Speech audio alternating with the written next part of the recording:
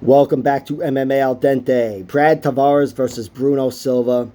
Brad Tavares is 19-7, 35 years old now, and he's got 1 inch of height and 0 inches of reach on Bruno Silva, who is 33 years old and has a record of 22-8. Bruno's record is simple: 22 wins, 19 of them come by knockout, 3 by decision. He's a knockout artist. Pure knockout power, and we've seen it in the UFC. You could argue he's taken out more chinny fighters, Jordan Wright, Andrew Sanchez, Wellington Turman even, because these are guys that have been knocked out on other occasions in the UFC. But you can't argue with 19 TKO victories and 22 wins. That's a knockout artist. And the power, in my opinion, is visible. It's obvious. His 8 losses, however, 1 is by DQ, and the other 7 break down like this.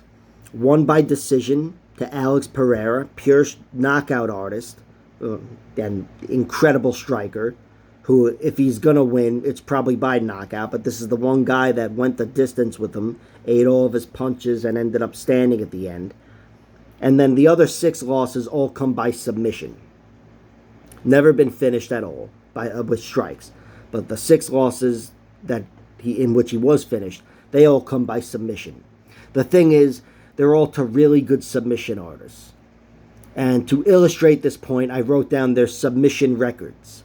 These are their submission records in MMA. The amount of times they won via submission versus the amount of times they lost via submission. He lost to guys who have submission records of 10-3, 7-1, 6-1, 13-0, 12-1, and Gerald Meerschaert 27-8, which is one of the shittier records there. But of course, we know it's Gerald Meerschaert, and he is the man to tap out any middleweight, and certainly in round 3, which is where he got Bruno Silva out of there. The disconcerting part about that fight was that Gerald Meerschaert almost knocked out Bruno Silva.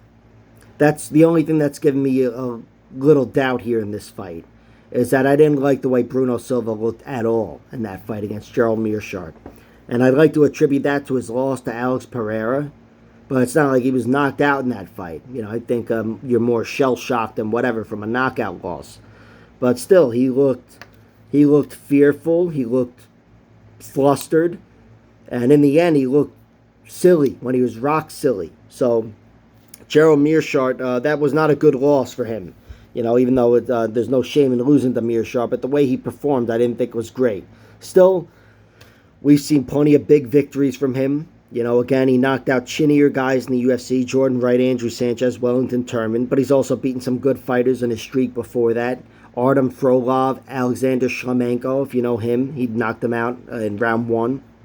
He's Bruno Silva's a very capable fighter.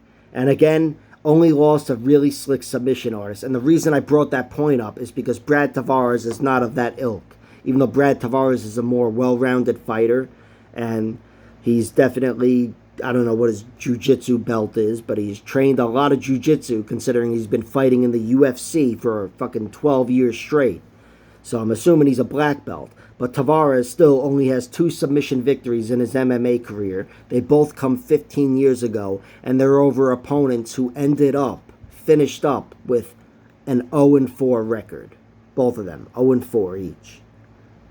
So, I want to say his submission game, just on paper, it doesn't meet the requirements to finish Bruno Silva. And I think that, along with the fact that I have my doubts about Brad Tavares' chin, having seen him actually finish via strikes 3 times, even though they're all in the UFC. But it's got me siding with Bruno Silva. I think Bruno Silva, it's more of a favorable matchup for him. You know, this is one guy who's not going to submit him, and that alone invites Bruno into the fight. And Brad Tavares, he likes to mix shit up, but generally he's a striker. He wants to throw down. And I don't trust his chin, despite seeing Bruno Silva knocked around against Gerald Meerschaert. Brad Tavares has been knocked out by Tim Boesch, Robert Whittaker, and Edmund Shabazian. All really good fighters, UFC. Every loss of his is in the UFC. And there's no shame in losing to those guys, but still, I've seen him knocked out 3 times. And now he's 35 and whatever years old. 35 and a half, to sound like a fucking kid. He was also knocked out once on The Ultimate Fighter, by the way. against Seth Baczynski, who dropped him and kicked him in the head with a soccer kick. Like it was fucking Pride, Bushido, whatever the fuck. It was illegal. It was a disqualification. Brad Tavares moved on in that tournament, but then they ended up rematching, and I think Brad won a decision. But either way, he was knocked out 3.5 times. And now that he's 35 and he's fighting a guy, 33, Bruno Silva, and he's fighting a guy who is one of the more deadly middleweights on his feet, I'm taking Bruno Silva to win this fight. I'm taking Bruno Silva to knock him out. I like Bruno Silva's money line, of course. I liked it when it was a little juicier, but now it's plus 130. I still like that.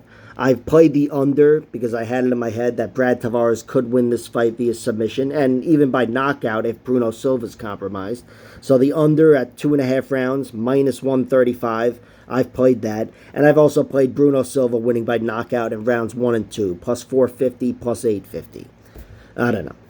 But that's how I see this fight breaking down. Brad Tavares, I feel like he should be favored because he's the better fighter, but this is a more favorable matchup for Bruno Silva.